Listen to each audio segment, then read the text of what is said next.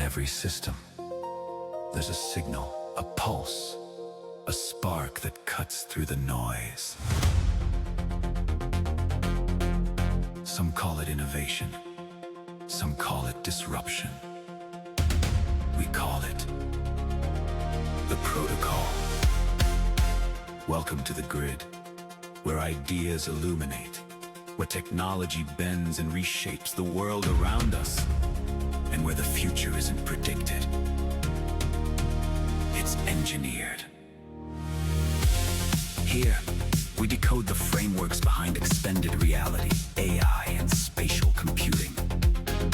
We trace the lines between creativity and code, between human intention and digital possibility.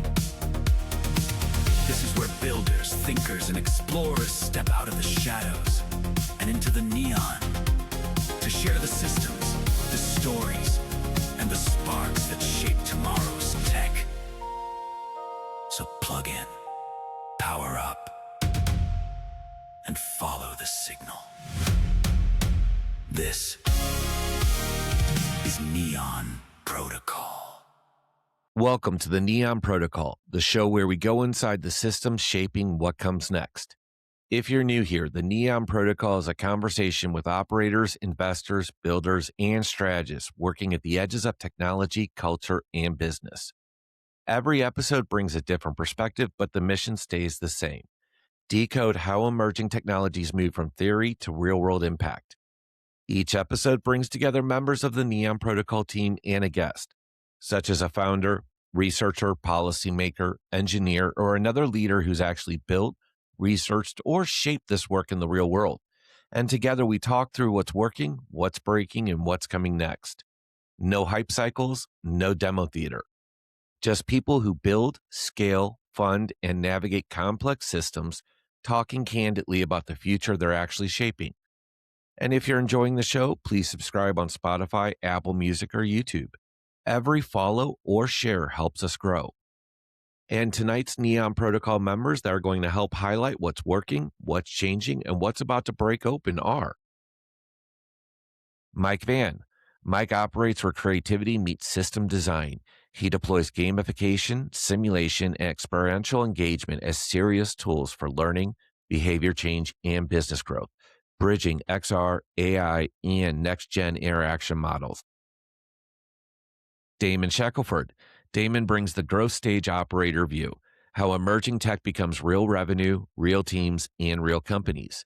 His focus sits squarely on go-to-market clarity, B2B scale, and the messy middle between vision and performance. Aditya Mani.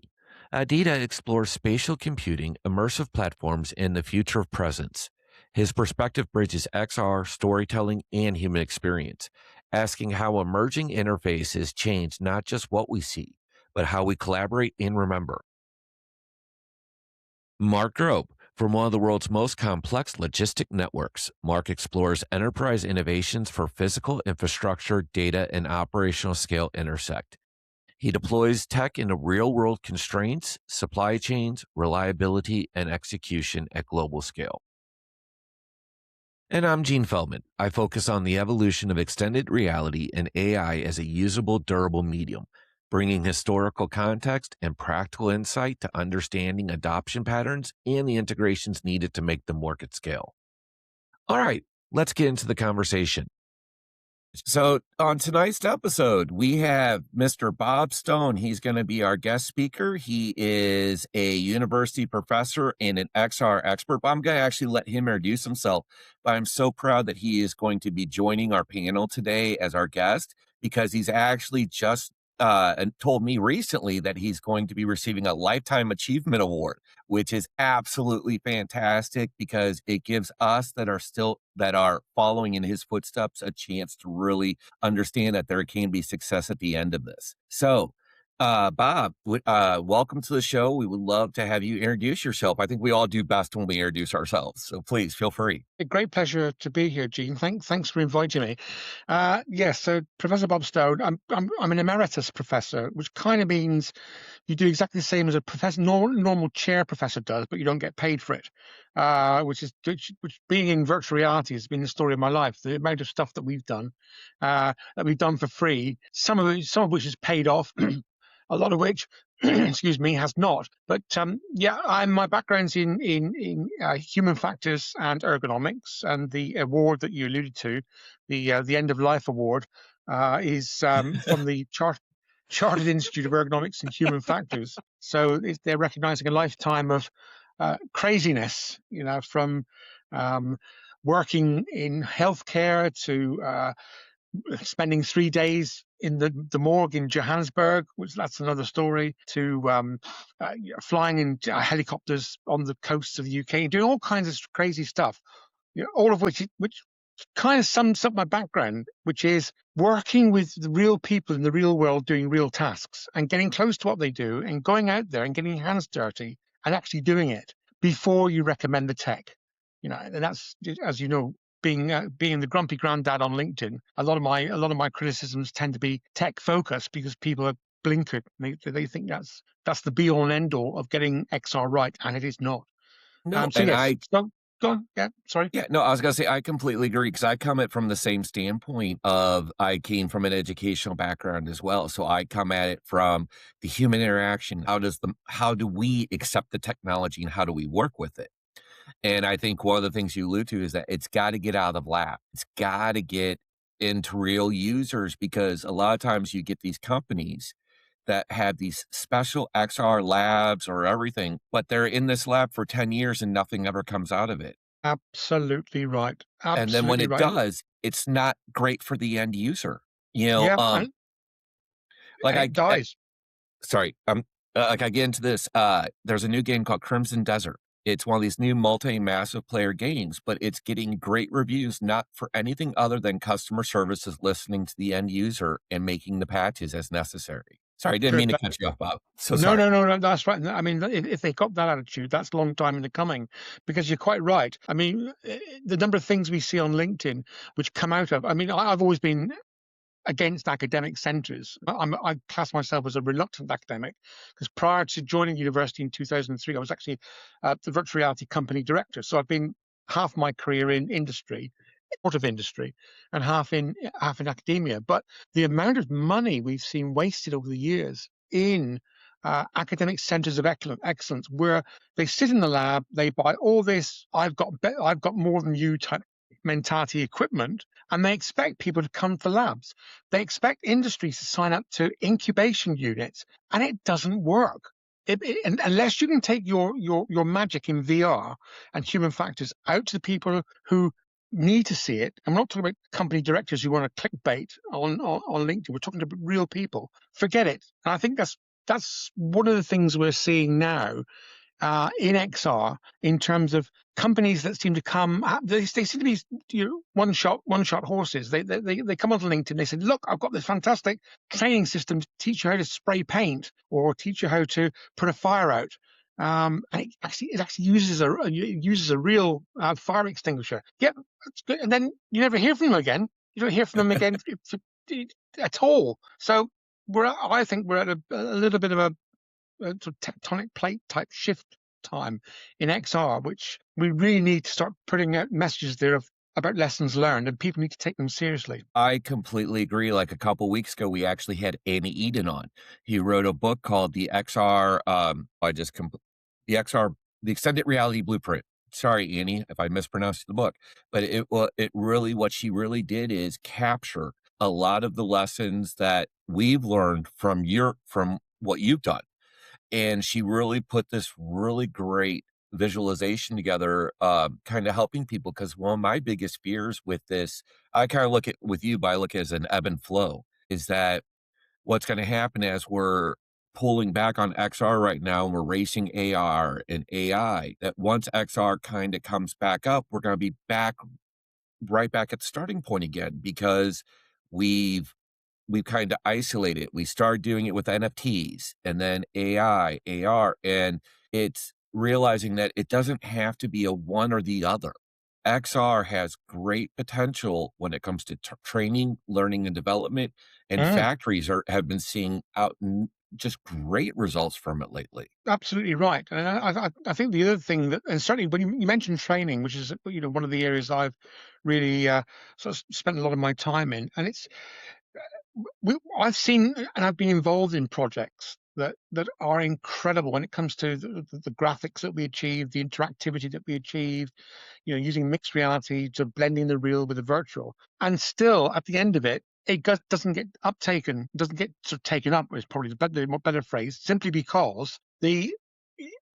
when we are approached by a sponsor to do the work in the first phase, trying to get these guys to tell us what is it you need to adopt this tech, where is it going to actually feature in your training regime, that is always a killer. Do you have to add days or hours to your current training program to take it in? If you do, they shut the door in your face. And how much is it going to cost? How much do I need to train the trainer? What's the return on investment?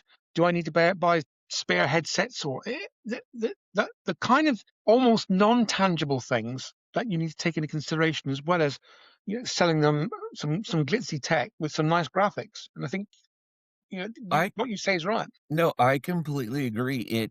It reminds me of, the times when people will just, well, like AI, we could talk about this for a second. I've never seen software integrated as fast as I've seen AI integrate. Mm. There very little pushback. It's once people realize it's here, it was just accept it. And then people realize it can be checked as their digital transformation, and realizing that, okay, they just knocked out two birds with one stone. But really, at what point is enough enough? I think sometimes we start throwing this out and we get the Jurassic Park question of, just because we can, should we?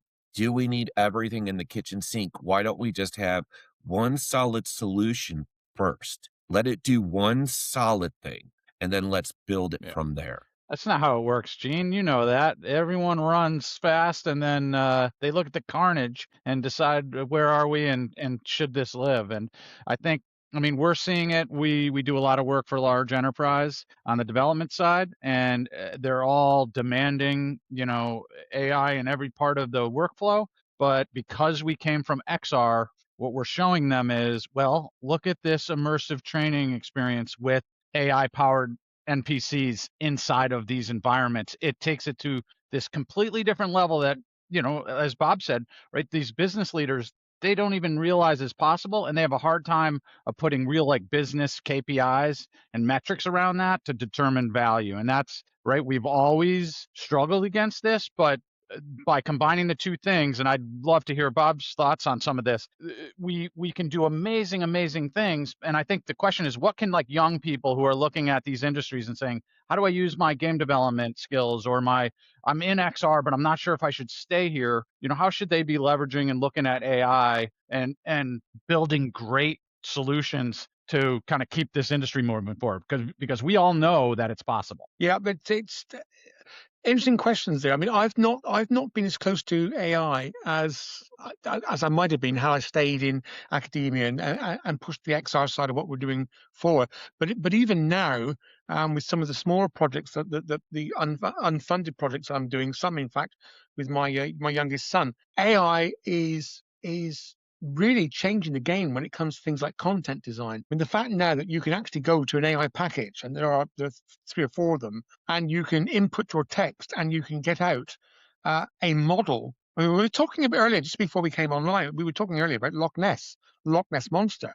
With the AI tools that I use, there's no reason why you couldn't get a fully rigged, fully animated Loch Ness Monster and get it to appear in something that looks like Loch Ness, and away you go. To do that before, turn the clock back 10 years, to do that would have cost an absolute arm and a leg, because people spent all their time building the 3D models and forgetting about the narrative. And this is what I keep on telling my students: you will not get a degree if all you're doing is building a 3-dimensional model of a tree. A, when you can buy that from places like CG Trader, TurboSquid, wherever, or B, you can get onto Grok or ChatGPT and you can have one within literally 5 minutes in incredible detail with animation. So for me, I mean, there are other areas where I believe AI will help the XR industries, but just from the start, and certainly to motivate kids who want to get involved, who don't want to be Autodesk or 3D Studio modelers. Yeah.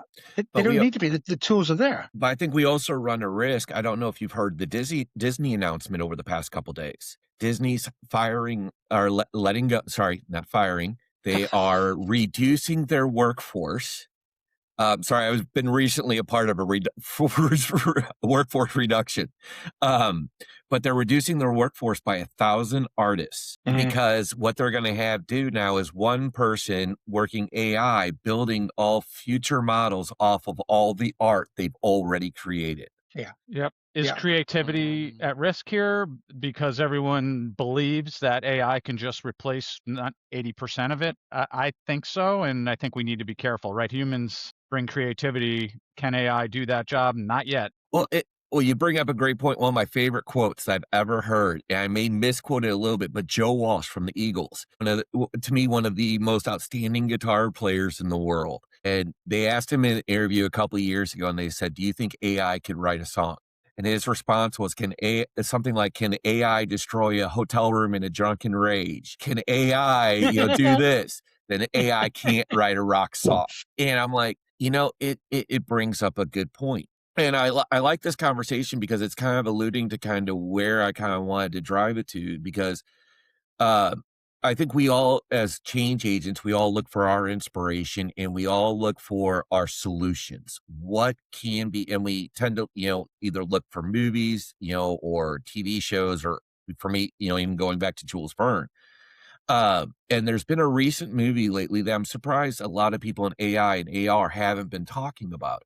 It was recently called Atlas. It was a Netflix movie with Jennifer Lopez talking about, it's basically AI integration with AR, about being able to Neuralink with AI, and instead of wearing an AR device, it basically controls your synapses and is able to render images through the brainwaves. Yeah, And controlled so, hallucination.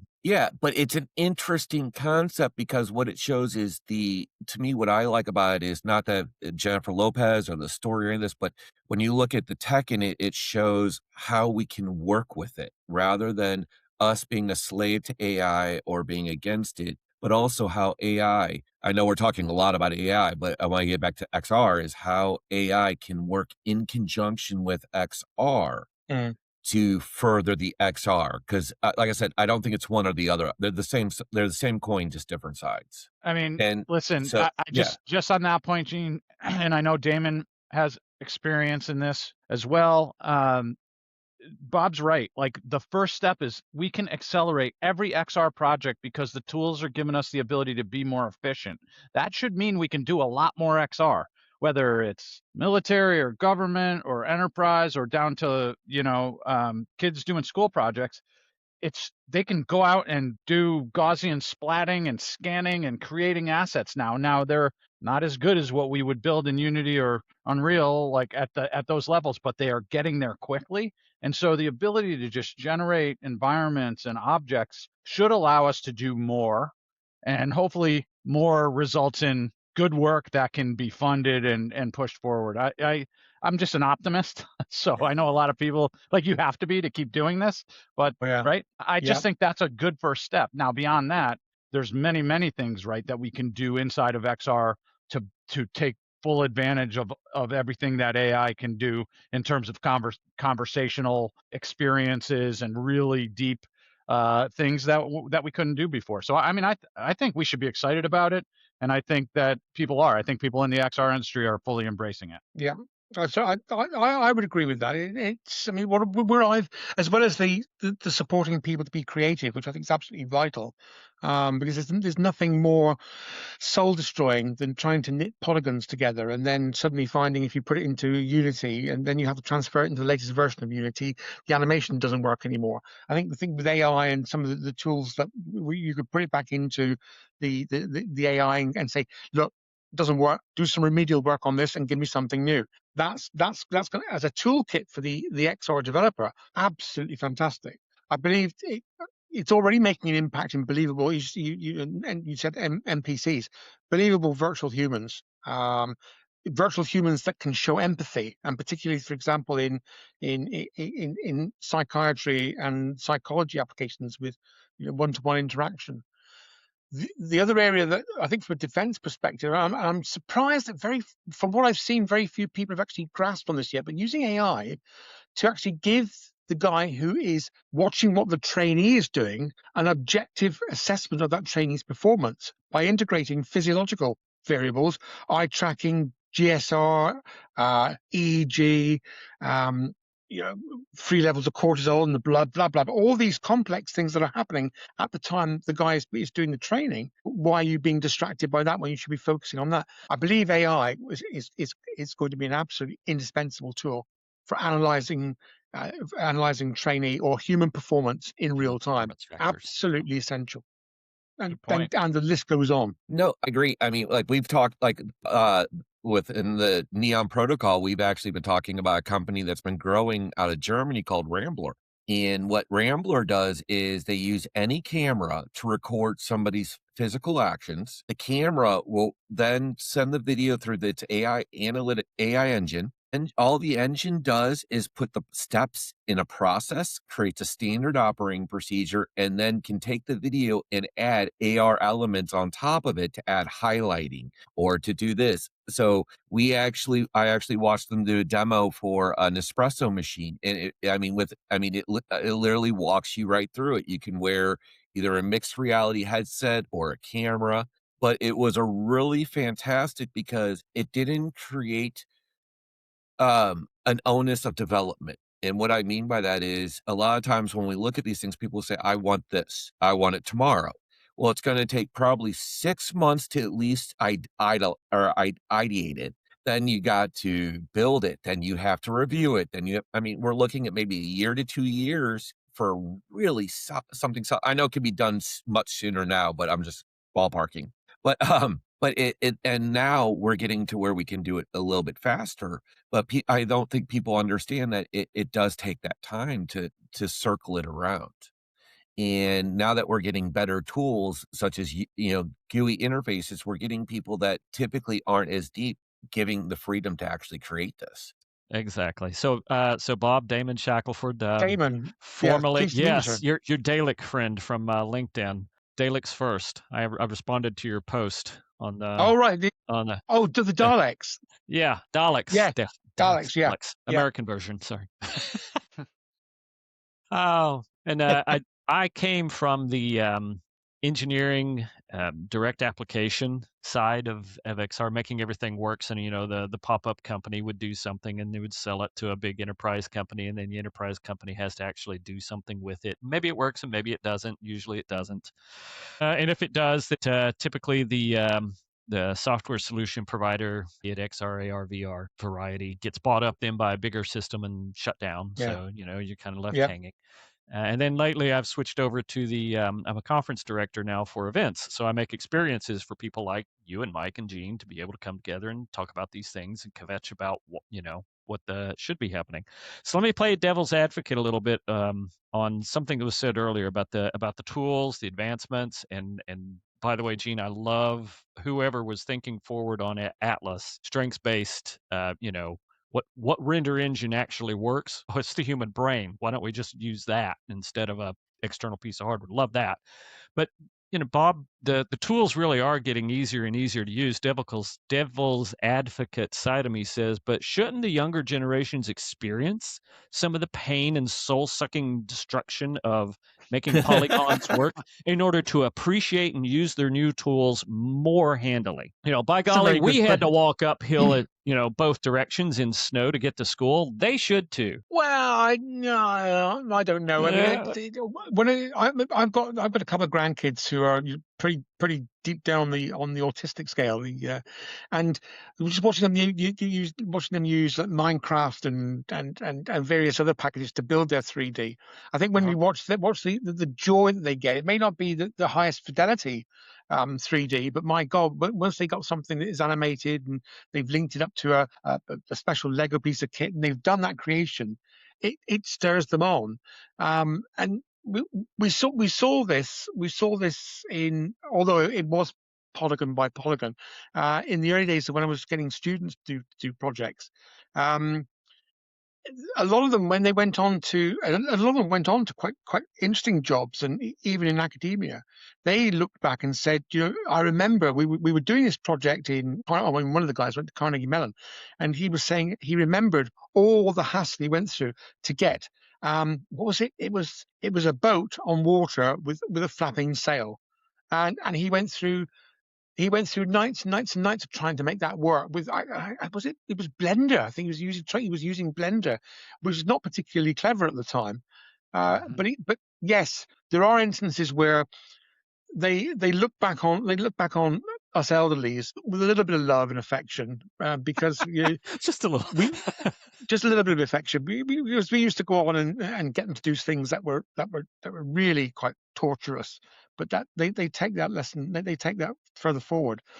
I think I have seen students and my grandkids and my youngest, who's next door, currently working. He's a full-time adult carer, by the way, but he does this 3D. He does some of the 3D work for me.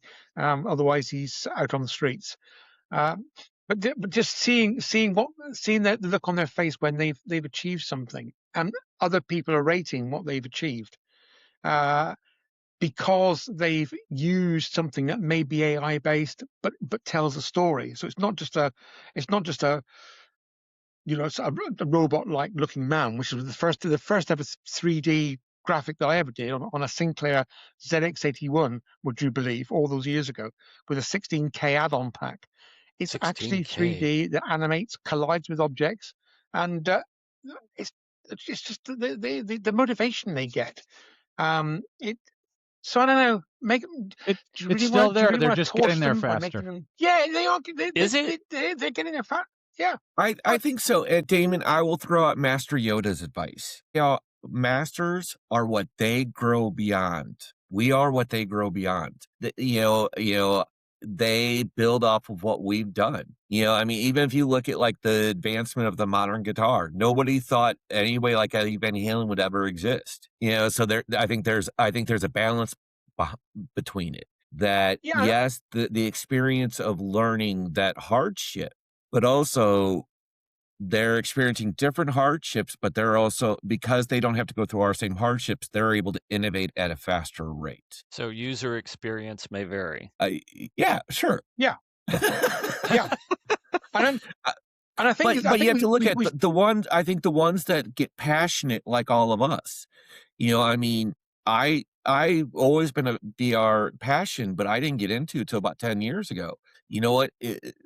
By reading Bob's work, which thank you for sacrificing for me, it allowed that acceleration to where I was able to say, all right, it's these 5 things have already been tried, moving on. And I think that's where it kind of gets into it. It opens it up. However, as an educator, they need experience to learn. They need something that, I agree. I think the other thing is that I can't remember who it was I was talking to recently about what is it that us elderlies have to offer, and are people going to listen to us anymore?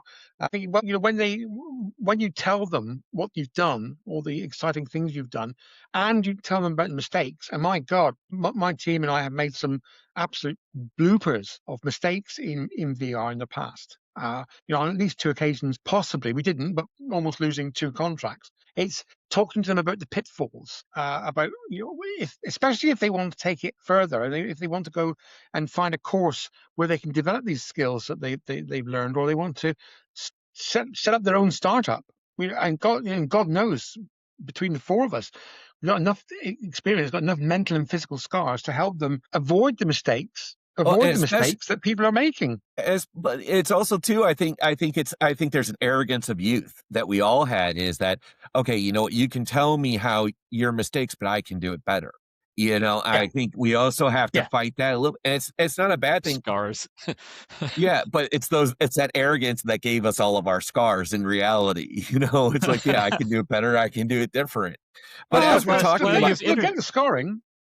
I still get the scoring on LinkedIn and the hair loss because And the hair you know loss. Oh my because goodness. you get the yeah, sorry, Damon. That's You okay. I'm used to you still it. get the people coming back. You still get the vibes. You still get the vibes in LinkedIn feedback when this so-called lovable curmudgeon.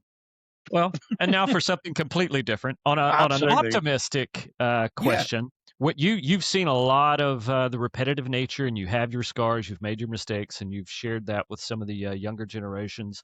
What one area do you see that they've picked up and advanced that surprises you? I mean, there are a lot of places where they're repeating the mistakes. Those are easy to point out. But where's one of the really good areas where they where you see them making the aha moment and not repeating your mistakes and actually advancing well? I wish you'd sent me that question in an email so I could have a think about it before we. Email? Nothing What's like being that? put Is on that the one of those spot. newfangled technologies that some of us LinkedIn lovable curmudgeons still use LinkedIn, email, or have That's a very good question. I don't think I can actually answer that. I know, What? gasp, shock. Those are things where I've been hoping for an aha moment in haptics. Hasn't come, won't come for at least a couple of decades more. That's controversial, I know.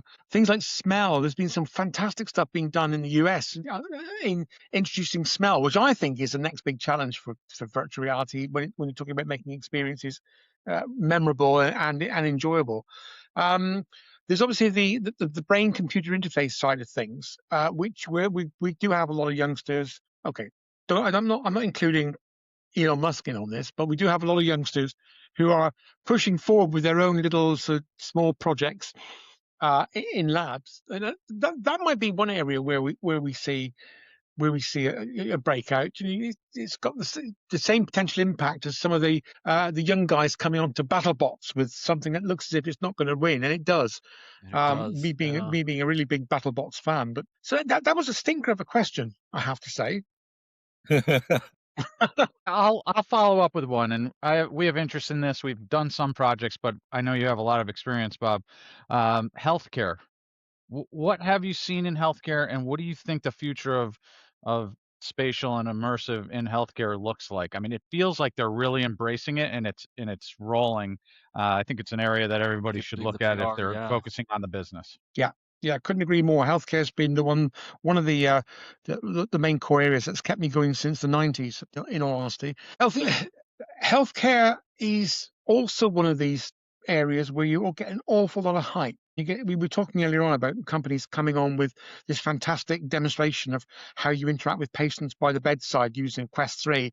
And you look at it and you think, that's not going to work. That's not going to go anywhere. It can't walk up with your Quest 3 hand controller, pick up the patient's notes and read them. There's something not quite right about them. But if you look at psychology, so if you look, for example, at PTSD, the work that Skip Rizzo's done, for example, if you look at healthcare for care homes and hospices, okay, now it's a bit of a niche population, but towards the back end of my recent career, taking this stuff into, whether it's 360 video or fully interactive VR, taking this stuff into hospices and care homes, you can change people's lives at the end of their life. And nothing I've ever done in healthcare has been more satisfying than that. Training, yes, I think mixed reality training, where you are interacting with a physical body or a physical instrument or something physical, but then getting all the what ifs and the distractions and the complications being displayed using VR or AR during the process. That's got a lot going for it. Healthcare is still. I said this in the 1990s that healthcare is I think probably the biggest potential for XR, but it also gives the biggest number of challenges in interacting with patients, not just on the physical level, but on the psychological level as well. So that's where I think healthcare and government are the two most challenging, and those are the ones you went directly into. So you must really want the fight. No, yeah, don't talk. But talking about healthcare, you actually lead into an interesting concept for me, because I think healthcare has shown some great use cases over the years. There was the meta use case that gave the learning results that came out, I think, in OC6. And one of the things that I've actually started thinking about, because my wife's in the medical industry. So as I've kind of always explored this. She's always looked at it. And lately, honestly, we've been watching The Pit. So in all fairness, on HBO, great show. And start thinking about that they have a big problem with the charting. Okay, we're on an AI podcasting that can separate our voices, that can give us our entire script. And we saw the AI pin that came out years ago. Why can't we now combine, now looking at from what the use case of The Pit to now seeing that why can't we have a device that they can wear from the minute they start work that dictates everything they do, and then AI comprises those notes at the end of the shift, and now you have the full chart ready to go real time. And so, and this is what leads into it. So, you get the inspiration from watching a TV show and knowing what type of tech is either out there or coming forward. And we've talked about our scarring. And I know, Bob, everybody loves picking your brain about all these different topics. So I'm going to hit you with something completely different, our inspiration well. As we start looking at these use cases and how we overcome our scars and stay optimistic and always looking at something new. Like for me, I mentioned The Pit, really one of my biggest inspirations. I know I talk about Tron a lot, but there was a movie back in the 80s. It was Natalie Wood's last movie, Brainstorm. And the whole concept of the movie was being as an empathy builder, being able to record somebody's brain waves and allowing somebody else to relive it, which to me as 11, 12, 13 years old was just completely blew my mind as a concept. And then Tron comes out, and now it gives the great visual of how it can be done, in an abstract way. So for me, I know, we've had our conversations about Doctor Who and Space 1999. So really, as we get through these scars, how do you stay optimistic? What's your inspiration? As I've shared mine, I would, really kind of curious to help for people to know where they can go to start getting ideas for use cases. Yeah, If that makes sense. It does make sense. Yeah, I mean, I'm turn the clock back to 1960. You say Doctor Who. Doctor Who was a major step forward for me because I used to find cardboard boxes and get into cardboard boxes and draw control panels on the side. That was my virtual reality. I had the Doctor Who's TARDIS, his time and relative dimension in space machine, in a cardboard box, and I could come out of the cardboard box, and then good old imagination kicked in, and I was facing a Dalek or on some foreign planet. And it went on from there. Some of the great stuff that came out of Irwin Allen, Voyage to the Bottom of the Sea, Land of the Giants, and all those great science fiction films. Land of the Giants is fantastic.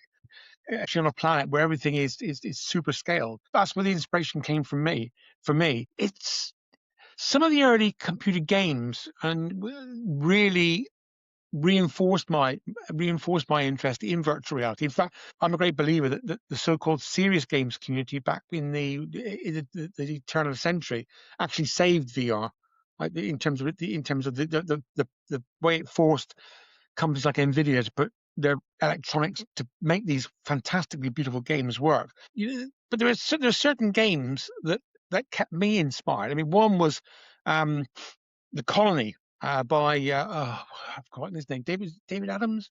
Wireframe, computer generated wireframe, true 3D, colony existing on a planet. You have to get to the bottom and rescue all the kids, and that was just an absolute game changer for me in terms of it was the first 3D game that I ever played. And then you had things like obviously Unreal. We mentioned Unreal already, but the original Unreal, when the not only did the game come out, but you had the Unreal.exe, Unreal Ed.exe, and all the beautiful virtual reality examples that some of my previous colleagues brought out, and so it goes on. And I think that's where a lot of the inspiration should have gone, but didn't, because the computer games like the Call of Duty and all, and okay, with Half-Life being the exception, because I was a really big Half-Life fan, came same old, same old. It was the same old. Start off in Russia, get on a boat, shoot a few people up, get into Afghanistan, shoot a few people up, and it was just the same old formula all the way through. Yeah, the dopamine formula. Yeah, I mean, in many respects, that's what the kids wanted. They wanted a good old shoot 'em up to. It was probably their parents wanted to put them in a corner and forget about them for hours on end. But today, to be fair, we had Pac-Man, so I don't think there was much variation in that game. Well, this is true. Yes, Pac-Man or I won't even Ciao, go into some of Galactica. I had to give a hot take. Sorry. But today, yeah, where do they go? I mean, Because it just seems like I don't know. Lately, it just doesn't seem like there's anything special. And it's like they don't want to go, people don't want to go back to the past. You know, it's like you talk about Jules Verne, it's like eyes glaze over. yes, it's a real shame because I still have quite a few games. I mean, I've got an old laptop somewhere where I have some of the games, and I show them to the grandkids, and you can see that it glazes over. I mean, you remember things like uh, Space Quest and those fantastic 2D little sprites that you used to control. I mean, they were fantastic. They were fantastic because of the content, not because of the tech. You really wanted to use your mind to work out how to jump over this and then go down and get the treasure from the monster and then move on to the next level. You have to think about it. Whereas a lot of the stuff you see now is mindless. It's mindless violence. I mean, I don't mind a bit of mindless violence. I quite enjoy a good shoot. I Stress could shoot relief. them up on screen, but Well, to inspire people to do what we do now, that's a challenge. That's a real challenge. absolutely. Because what I also find too, it's hard to stay motivated when you are sorry, I'm stealing an Iron Maiden lyric. Who motivates the motivator? You know, is that we're always the one kind of initiating change, you know, and, you know, when we get around to conferences or get around this, it's a blast because we get to share and sorry, we're not islands amongst ourselves. But for people getting into this, I think sometimes the feeling of being so lost, as well as all the roadblocks that are put up in front of them, you know, because a lot of times when companies start this, they're like, all right, whoever's going to take this on, understanding it's gambling your career. It's, you know, you're the one putting the risk out. And so how do we get people to not only accept that, but then to start looking at how it can be applied to go full circle back to our original question, our original conversation is how can we get them to identify from the inspiration now what individual tasks we can replicate or we can accomplish in XR where XR can prove valuable for that end user. So, you know, if we were to take the Star Trek analogy, you know, Star Trek gave us the visual of the communicator to the tricorder, and now we're all walking around with them. And then I can tell you, I was one of those people in the 80s that every time I clicked my flip phone, I did, you know, absolutely. You know, and that's showing how pop culture can directly influence this. But when I say pop culture, that's the inspiration. Somebody saw that and decided to create it. And with the technology that exists today, so I guess it's kind of coming back to that is what are your thoughts, you know, what do you use to help kind of identify those end use cases for those end users through your inspiration? Does that make sense? Kind of where I'm going with it? Yeah, I mean, I tend to, I've been over the last few years been reusing some of the projects that we've done in the past. So, for example, you know, one of my students did an alpine scene where the sun goes down and northern lights come up. All that she did it beautifully in Unity, and it's lasted the time. And you know, we've been giving that demonstration with all the peaceful music to again not just to people in care homes and hospices, but at schools as well. And what that tends to do, what I found that tends to do is it starts making people talk.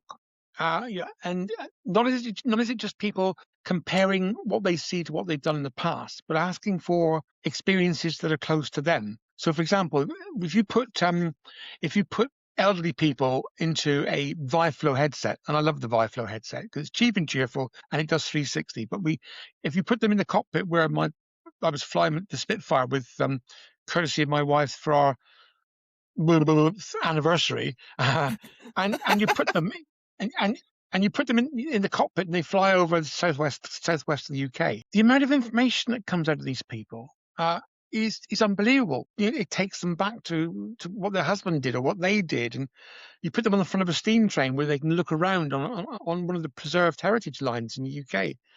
And then they start talking to you about, wouldn't it be nice if, could you put that 360 camera, that Ricoh Theta, whatever the hell it is, or Insta 360, could you put that in the garden of the house that I used to live? Could you, and things like 3D scanning, we've done a lot of work with Matterport recently. Yeah, just people who want we did a 3D scan, a complete 3D scan of a preserved nuclear submarine in the southwest, and then we were invited to do the same on the Russian submarine that's moored up in the River Medway, just east of London. And again, it's showing people numerous examples. And I mentioned, Gene, about my YouTube site, my YouTube site online, pointing people at this and saying, look, this is what we've done before. How would you like this tailored for your particular needs? What else could you add to this that would make it an experience for you? And that seems to be quite successful. No, that's very nice. Yeah, because you always run into that thing of really, I think it's the number one question people will ask anybody getting into this is, hey, what can you use it for? And if you don't have answers ready to go, and you don't have to have the solution, just, okay, here's what I'm thinking can work. So like for me, and this kind of gets back to a previous conversation, I've seen it work wonderfully with negotiation. Negotiation is a very unique art form. And you watch in movies, watching a movie or watching, was it the Antique Roadshow where they're, doing the negotiation? That's not a true negotiation. If you've ever been in, street markets, you will see true negotiation. It's a very unique art form. And for me, I've always been fascinated by the idea that training, you got these negotiation vendors that will train people. And if the two parties have had the same training, it's the same, all it is just one giant negotiation exercise. Whereas you start bringing in XR and AI, now you can run people through these entire scenarios where, the AI avatars responding real time, no scripting, but also by it being an XR, you now get an emotional component. You now get the threat. It now is kind of hitting on the flight or fight that you're always fighting through a negotiation, because there are sometimes we encounter those situations where emotions can get charged and you have to learn how to control them. And by doing this, it's kind of teaching them is where I've kind of seen some great experience with this. And it all really kind of comes down from the inspiration of, watching people, go into Walmart or to, a retail store, treating it like it's a street market and trying to negotiate a price. It doesn't work like that. So another area where I've seen similar responses from the end users to his heritage. And as Mark will know, heritage is my passion. Just using virtual or XR to turn back time and make invisible things visible again. And I remember, and this is where we could have really have done with an XR design AI design tool.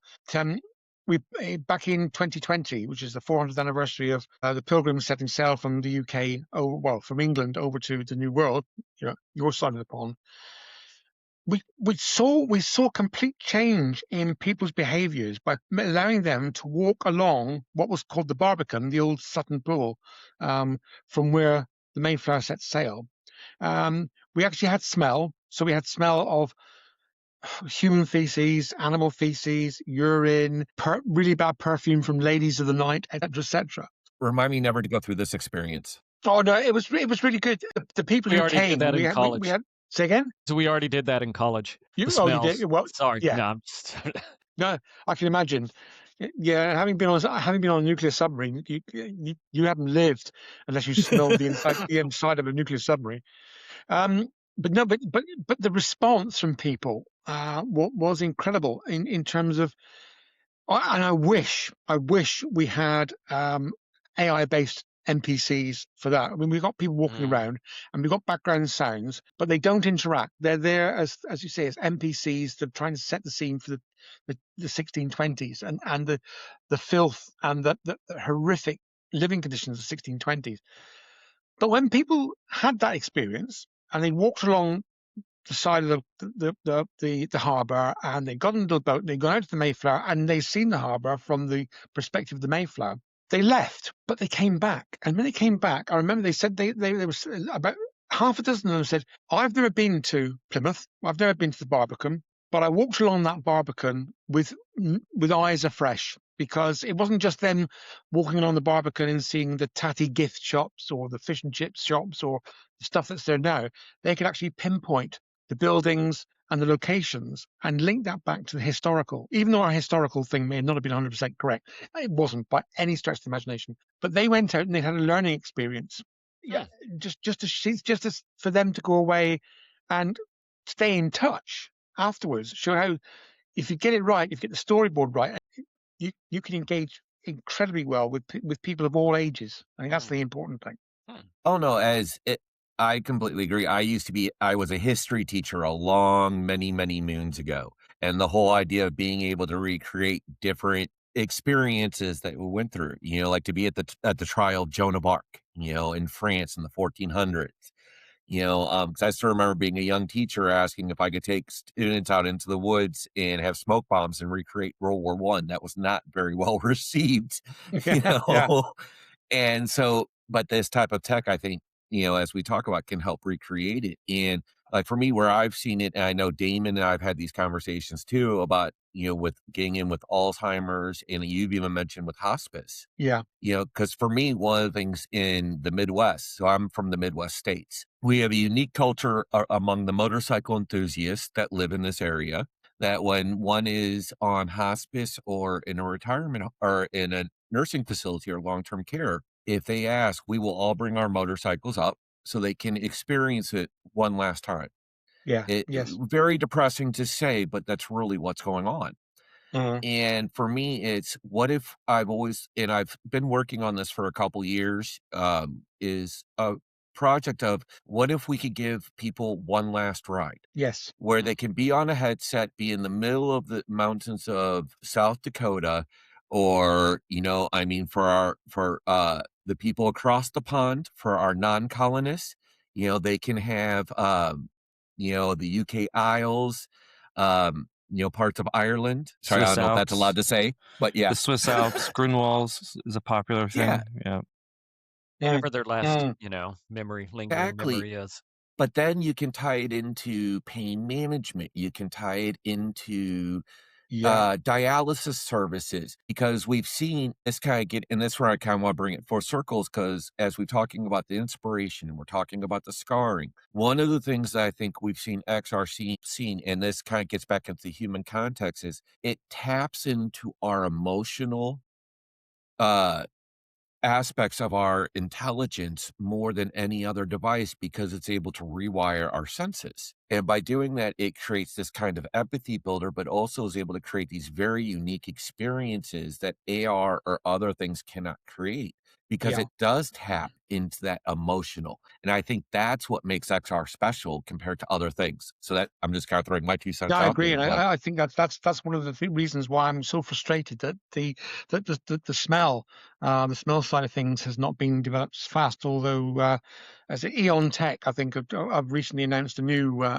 new portable, almost ear type smell system, and a smell system for games, because we were using their little headset attachment, which had 9 individual smells in a little box of the size of a printer cartridge. Absolutely fantastic. And it's the number of people who commented that had it just been vision, they would go, okay, it's another game. It's another visual experience. Vision and sound, particularly with things like the fish being chopped, the sound of the water, the sound of people chucking their pots full of you know what outside of out of their windows. That added another dimension. But then you had the smell, and all of a sudden the emotional engagement goes through the roof. And we all know it. If you can think about spell in some of the coastal and rural scenes that we've developed for things like pain management or distraction therapy, adding smell, it would just be an absolute. I mean, I hate, as Mark knows, I hate the phrase game changer, but I do think that is the next level of technology that I would like to see before I pass away to that metaverse in the sky. I would like to see smell. Forget haptics. Seriously, forget haptics, because you can handle haptics with mixed reality. Smell. That's Interesting. that's my on my That's the bucket ticket. list. That's the ticket to high memory. Ironic that you would like to see smell. I go to say I've got experience smell, Yeah. but in a proper context. Yeah. But it's true, because you have to think about that. Your sight, vision, and smell are your 3 senses that are instinctively connected together. If you can't taste something but you can see it, your mind will fill in the gaps and tell you what you're tasting. And so there are 3 huge senses. It's the same thing like I always used to do with my high school students. Hold your nose and eat a piece of candy. I bet you can't tell me what flavor it is.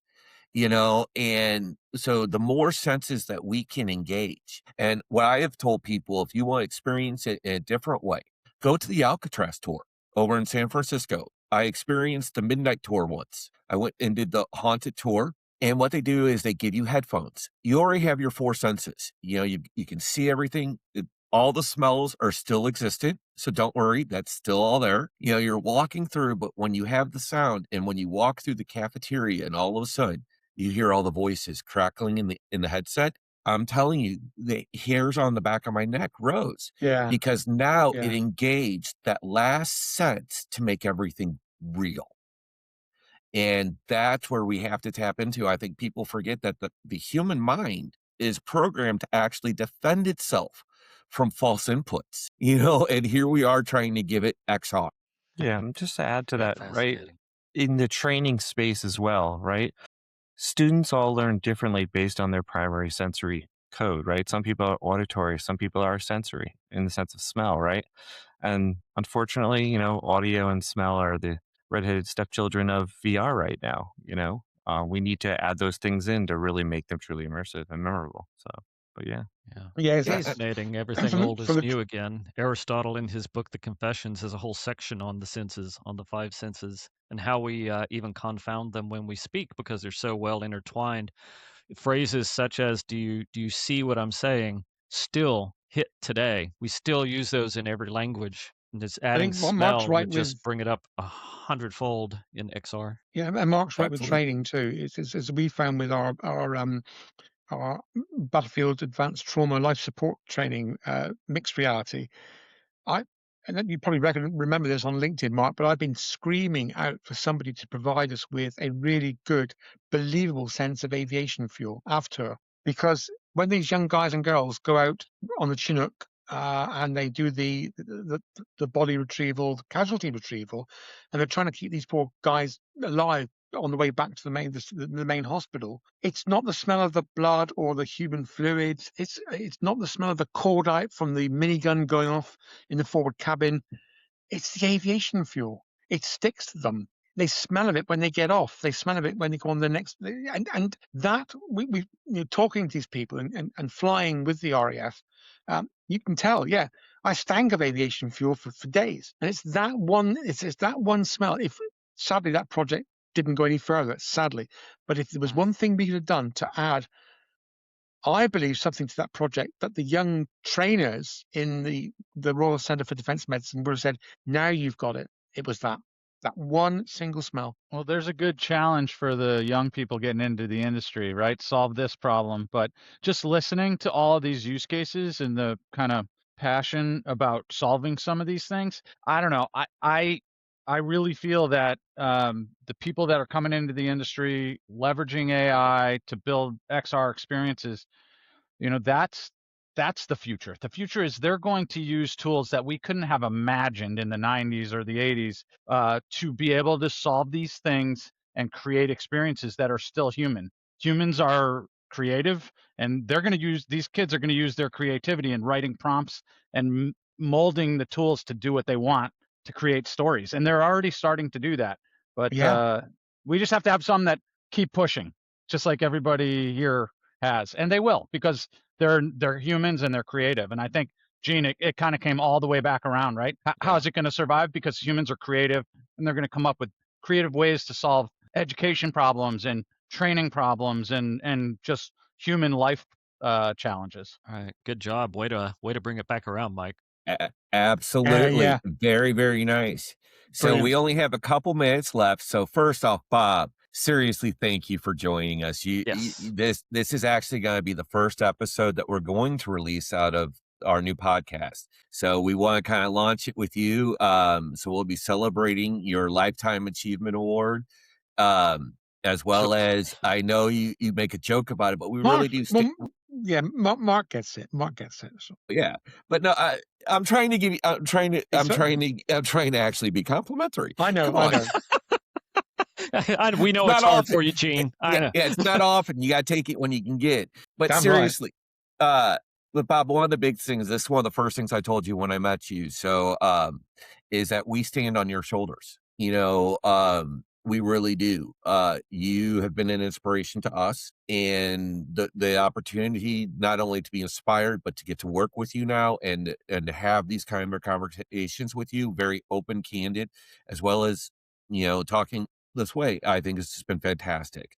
One of the things that we like to do on the podcast that we're trying to do is kind of the final protocol. What is a final thought that you would like to anybody listening? Was a final thought that you would like to leave them with, as far as this conversation or on XR? If you could share one piece of advice with somebody getting into this, what would it be? It would be never forget your imagination. Yeah, that sounds pretty simple, but from those early days of drawing control panels on the inside of a box, to doing the kind of things that I do with my grandkids over the weekend, and it's not all tablet based, it's not all computer based. We do things with Lego. Sometimes that goes wrong, as you've seen with the DeLorean, but it's the imagination that I think is I don't think it's dying, but I think it needs resurrection. I think if people have a healthy imagination and can sit and lose themselves or imagine themselves in different situations, then this will not only help mental health, it'll help XR as well. But I think it's imagination, sometimes an overactive imagination, sometimes a psychotic imagination. But that's what's kept me going over these last 40 years or so. No, that is absolutely awesome. That's why, honestly, throughout this conversation, that's why I wanted to pick that thought. So as for our listeners, if you want to learn more, there will be links to Bob's YouTube channel within this podcast. So please feel free. Mark, Damon, Mike, thank you guys for joining as our panel. And Bob, thank you for being our guest. It was absolutely phenomenal.